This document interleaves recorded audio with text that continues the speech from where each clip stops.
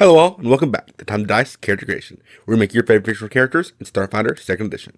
Today, we're making Dr. Phosphorus, Gotham's most dangerous microwave. Born as Alexander Sartorius, Dr. Phosphorus is a brilliant nuclear engineer determined to find a cure for cancer, but when his funding dried up, he was forced to align himself with the crime lord Rupert Thorne. When that deal went south, Thorne murdered Sartorius' entire family and threw him into his own nuclear treatment machine to finish the job. However, as with all comic book origins, the machine didn't exactly kill Alex. Instead, the machine transformed him into a radioactive mutant with translucent skin and the ability to control radiation. Emerging from the wreckage with a newfound ability and a deep-fried mind bent on revenge, it was only a matter of time before the Doc was captured by Batman and locked away in prison, where he was eventually recruited to join the Creature Commandos. So beware of spoilers, and without further ado, let's get started. So what do we need to make the knockoff Ghost Rider? Well, first, we need to be a skeleton. Or we at least need to look like a skeleton. Dr. Phosphorus technically still has skin, it's just been rendered transparent by the operation along with the rest of his organs, so the only thing visible is his bones. On the plus side, this operation did seem to give him a basic level of super strength. Next, we need all the skills required to run a crime syndicate. In Gotham, that doesn't mean much. They basically hand those out to anyone who can think of a cool name.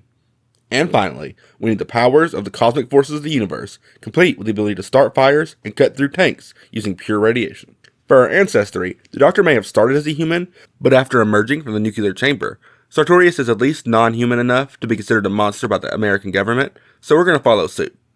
Instead picking the Flesh Warp ancestry, giving us both 10 starting hit points and a boost to both strength and constitution. Apparently a soak in the nuclear sauna is great for your yearly physical. Slap on a standard 25-foot movement speed, low light vision, and the unusual anatomy feature, giving us a +1 circumstance bonus to saves against disease and poisons, and you've got yourselves a nuclear boy. Most of Dr. Phosphorus' nuclear powers look a lot like basic fire powers, so we're going to be using the Ifrit heritage to replicate some of the Doc's hot-blooded tendencies. The main resistance here is we gain resistance to fire equal to half our level, and treat all environmental heat effects as if they were one step less severe. For our background, we're going to be going with the Back Alley Doctor, giving us a boost to both our wisdom and our intelligence scores. Before we became the monster that everyone hates today, our skills of choice were medicine and research. We'll also come out of the box with training in both medicine and underworld lore, reflecting our lived experience as the Mafia's best doctor. The risky surgery skill feat lets us put our miraculous medicine to the test, granting us a +2 circumstance bonus to treat wounded attempts, and treating all successful checks as critical successes instead. This does have a slight downside though.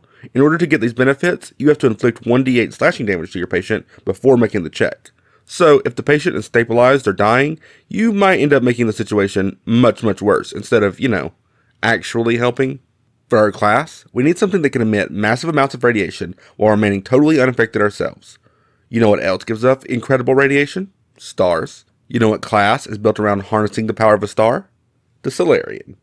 Solarians get 10 plus constitution hit points per level, giving us some pretty decent durability, and expert proficiency in perception, as well as will and reflex saves. Our fortitude saves are only trained though. If something actually manages to hit our body, we might be in trouble. As for our skills, all Solarians get training in athletics, but we'll also be picking up thievery for taking over the Mafia, diplomacy for making friends with other monsters, society to know our way around Gotham, deception for faking our test results for our boss, and intimidation, because you're a spooky skeleton. Solarians can also use all simple and martial weapons, even if the government doesn't trust us with the big guns quite yet, and we can wear up to medium armor. Theoretically, this is to help us, but I think an extra couple of layers of lead should work to keep your friends from becoming microwave burritos after long-term exposure to our radiation. For our attributes, we'll start with a +3 to strength. The Dark may not be the strongest member of the team, but he still leagues above your average rank and file human. Dexterity sits at a +0. Sure, he's got some sweet dance moves, but beyond that, there's not much reason to invest here. Constitution is at a +2, because our radiation usually destroys most threats before they can actually affect us. Intelligence is also a +2. If finding a cure for cancer were easy, we'd have done it by now. Wisdom, +2 as well. Dr. Phosphorus tends to have a solid read on most situations, even if his methods are a little unorthodox. And finally, Charisma sits at a +0. Your facial expressions are a little hard to read, leading people to not trust you. That and, the glowing skeleton, that'll do it too. That brings us to level 1, where we pick our Solarian arrangement. If Dr. Phosphorus does have gravity powers, he hasn't shown them yet, but he definitely has shown the ability to light up a room. So we'll be going with the Radiant arrangement. This gives us access to the Supernova Initial Revelation. With Supernova, once per 10 minutes, we can explode in a 15 or 30-foot emanation. Every creature in the area must make a reflex save or take fire damage and be dazzled or possibly even blinded for a round. We can only use this ability while we're photon attuned, which is why we have to use our other core ability, Stellar Attunement. To take an action to become photon attuned, until we either use an action with either the Disharmony or Cycle traits. While photon attuned, we also benefit from 3 potential manifestations. Solar Flare lets us shoot our fire blast up to 30 feet, potentially dealing persistent fire damage on a crit. Solar Nimbus, which allows us to unleash a fiery surge as a reaction whenever we take melee damage, dealing fire damage to our attacker equal to our level. And Solar Weapon, which conjures up a custom weapon that deals additional fire damage and has 2 traits of our choice. We also will be picking up the Solar Shield class feat, which allows us to conjure a Radiant Energy Shield. We can raise it for a +1 AC bonus, and it can be used to shield block. While in Photon mode, this shield has no hardness, but it explodes when destroyed, dazzling or even blinding nearby foes. Lastly, we pick up the Sinister Appearance Ancestry feat, granting us the Intimidating Glare skill feat, to demoralize targets without the auditory trait. It also gives us a +2 bonus on deception checks made to impersonate a tiefling. And honestly, if you tell me Dr. Phosphorus was demonic in nature after looking at him, I'd accept that explanation, no questions asked. At level 2, we pick up the Medical Researcher skill feat, allowing us to use our medicine skill instead of our crafting skill whenever we make healer's kits, vaccines, addiction suppressants, antidotes, anti-plagues, or elixirs of life. This is helpful to streamline our build, letting us focus on investing everything into medicine rather than having to split it between medicine and crafting. Far more interesting at this level, though, is the Oozemorph dedication, representing the bizarre, mutated state of our body post-operation. With this archetype, we gain training in occultism and the Ooze lore skill for free. The real benefit, though, is a +2 circumstance bonus to reflex saves to avoid being engulfed, and to checks made to escape being engulfed. Officially, it's because of our amorphous anatomy, but let's be honest, being constantly on fire probably makes most creatures think twice about trying to swallow you. Level 3 Solarians get Indomitable Body and Mind, which increases our Fortitude saves to Expert, and lets us treat any successes on Fortitude or Will saves against mental or incapacitation effects as critical successes instead. This is a big boost to our resilience, both physical and psychological. We also pick up the Battle Medicine skill feat, allowing us to quickly patch up any injured allies as a single action in the heat of combat. You're not quite a cleric, but when things get dicey, you at the very least know how to cauterize a wound. Plasma Ejection at level 4 lets us unleash the blast of radiation in either a 10-foot emanation or a 30-foot line, dealing fire damage to every creature caught in the area. And those who critically fail their reflex saves also suffer persistent fire damage, turning the battlefield into a radioactive bonfire. We also reconnect with our old Street Smarts by taking the Streetwise skill feat. This allows us to use a society check to know information that we would normally need diplomacy to gather information for, saving time and avoiding the risk of tipping off enemies about our plans. Sometimes, we just need to know the city's gossip, without letting others know that we know. At level 5, we pick up the Heatwave Ancestry feat, which lets us use a reaction whenever we would take fire damage to turn that fire into concealment. Honestly, most people won't see a flaming skeleton and think, hey, I should probably add more fire. But any of your abilities to have an emanation means you can include yourself in that blast to grant yourself concealment for a round at the cost of taking a little bit of fire damage. Level 5 Solarians get Solarian Weapon Expertise, increasing our weapon proficiency to Expert, and granting us access to our solo weapon's critical specialization effects. Dr. Phosphorus usually fights with his bare hands, so using a brawling weapon could slow opponents down since they fail a Fortitude save. But really, you've got almost every melee weapon type available to you, so there's not really a reason to limit yourself unless you're really just trying to play the character. At level 6, we gain the Disturbing Defense feat, granting us resistance to precision damage equal to 2, plus the number of Oozemorph feats we have. One benefit of our transparent skin and organs means it's really tricky for enemies to get a good read on where exactly they're attacking. We also benefit from a reduced DC to recover from persistent bleed damage, dropping that check from a 15 down to a 13, since our body effectively cauterizes all wounds automatically. And finally, we get the Slippery Prey skill feat, making it much harder for enemies to hold on to us by reducing the multiple attack penalty when making multiple attempts to escape within the same round. As Rick Flag could probably testify, it's really hard to hold down the man who is literally a walking nuke. Level 7 Solarians get the Pensive Assessor feat, boosting our perception proficiency to Master, and granting us a +2 circumstance bonus on all initiative checks. Weapon Specialization eventually makes us placed on all of our builds, giving us a flat damage boost to all strikes that we at least have expert proficiency in, and the Die Hard General feat lets us cling to life all the way up to Dying 5. If your own nuclear machine couldn't kill you, I'd argue you're pretty safe for most mundane threats. Empowered Nimbus at level 8 upgrades our Nimbus search ability so that when we use it, it not only punishes our attacker, but it also grants us resistance equal to half our level. We gain resistance to energy damage if we're photon attuned, and physical damage if we're graviton attuned. This is one of the few instances where the graviton attuned ability also fits our build, so we're mentioning it here as well. We also pick up the leverage connection skill feat, letting us tap into our old contacts around Gotham.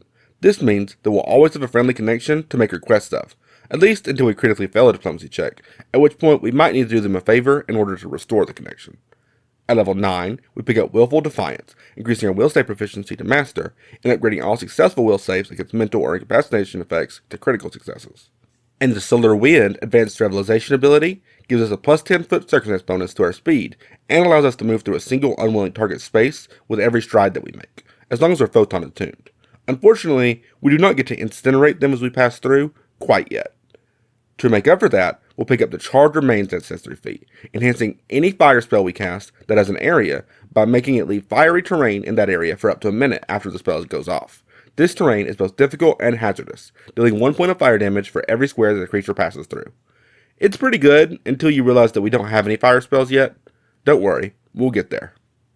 At level 10, we pick up the Rubbery Skin class feat, giving us resistance to bludgeoning damage equal to 2 plus the number of Oozemore feats that we have. This resistance doubles against critical hits. With defenses this strong, we have ways to resist just about anything a creature can throw at us. We also get the Quick Contact skill feat, allowing us to make contacts in a new settlement with just a day of downtime.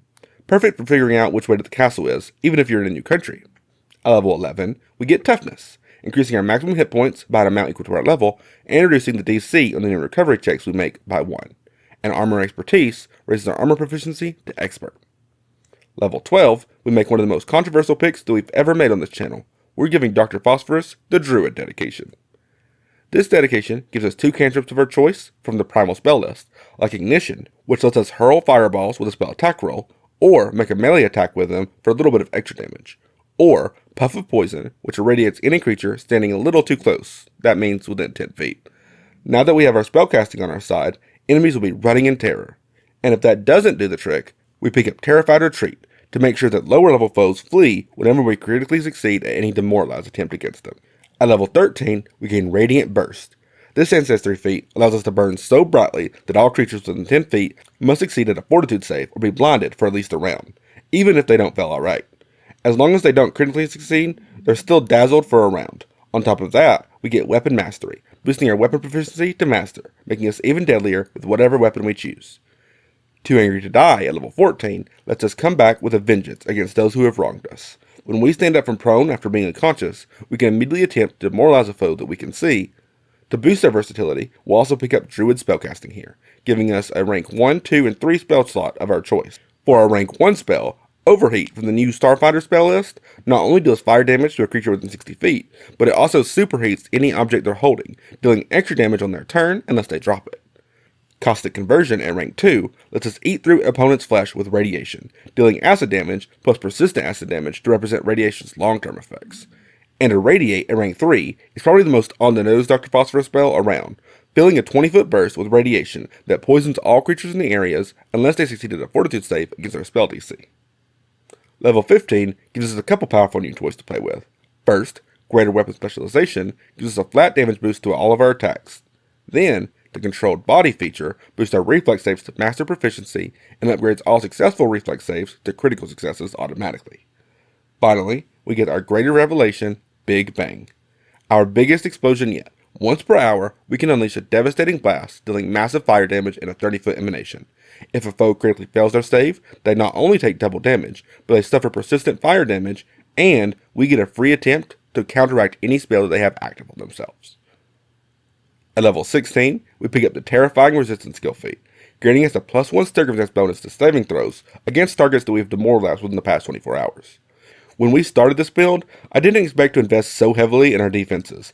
I just thought it'd be a straightforward, light everything on fire build. But there were so many great options that fit perfectly, we had to take them.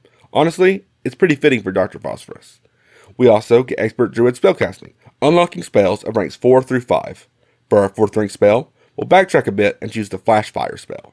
A spell that sets a 10-foot burst of the battlefield ablaze, dealing damage to everyone within, and spreading that scorched earth 5 feet wider each turn that we sustain the spell. At rank 5, we pick up Flammable Fumes, which blends our radiation's poison effects with our fire damage. When cast, everyone in the area takes poison damage, and a round later, the crowd becomes an explosive. Whenever it's hit with a fire effect, it erupts into an explosion, dealing significant fire damage to anyone who still happens to be inside. And finally, our rank 6 spell is Flame Vortex, creating a pillar of fire that we can move up to 20 feet each turn, maintaining our control of the battlefield with burning intensity. The Blazing Aura Ancestry feat at level 17 is a unique ability that not only deals fire damage to all of our enemies within 20 feet, it also quickens our allies in the area, granting them an extra action to stride or strike. But the best part, this ability doesn't cost 2 actions. It doesn't even cost 1 action. Instead, it's a reaction that we can use once per day at the start of our turn.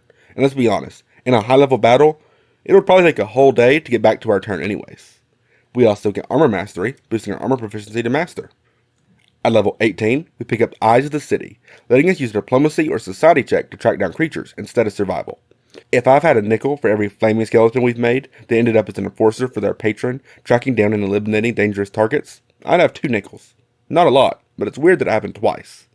We also get Master Druid spellcasting, letting us pick up the Fiery Body spell. While under its effects, we gain fire immunity, resistance 10 to precision damage, and weakness 5 to cold and water. But the real reason we choose this spell, any creature that touches us or hits us with an unarmed non-reach melee weapon takes fire damage in return. Oh, and it technically gives us a fly speed, but that's not really in character, so let's just skip that part. Forget I mentioned it. At level 19, Intimidating Prowess lets us use our super strength to menace our foes, granting us a +2 circumstance bonus to our demoralize attempts. Meanwhile, Solar Paradigm boosts our Class DC proficiency all the way to Legendary, making us the best character around for throwing stars at your opponent. Not that there was much competition, I don't think Starfire has ever even met Dr. Phosphorus. And finally, at level 20, we pick up Stellar Paragon, causing any creature that touches us while we're photon attuned to take 3d6 fire damage. We already have ways of doing this with our reaction or the Fiery Body spell, but this is the first time that we can use it with 0 resource expenditure, meaning enemies really have to think twice before getting in our face. And if that's not enough to scare someone to death, we'll take the Scare to Death skill feat to finish the job, allowing us to make a special intimidation check with a small chance of instantly killing the target. And when I say small, I really mean small. Not only do we have to critically succeed at that check, but the target then has to critically fail at a fortitude save because of their intimidation DC, which would be bad enough if the ability didn't also have the incapacitation trait, meaning any creature higher level than us gets a degree of success 1 better than they actually rolled. This will still be good against lower level enemies, but for bosses, you'll probably still have to get your hands dirty. We'll wrap up this build with the rank 8 spell, Blood Boil, letting us deal fire damage while cooking the target from the inside out. If the target fails their fortitude save, enough of their blood evaporates they become drained too, reducing their maximum hit points by double their level until their body has enough time to make new blood cells. But by that time, you've probably already finished the job. And there you have it. Dr. Phosphorus is a blazing force of fiery destruction and resilience, from burning enemies to demoralizing foes, and surviving nearly anything this world can throw at him. This build turns the heat way up on the battlefield. If you enjoyed this build guide, don't forget to like, subscribe, and hit the notifications bell so that you never miss an episode. Got ideas for characters that you want to see brought to life? Drop them in the comments below, and you might just see them in a future video. But until then, keep rolling high, and we'll catch you in the next one.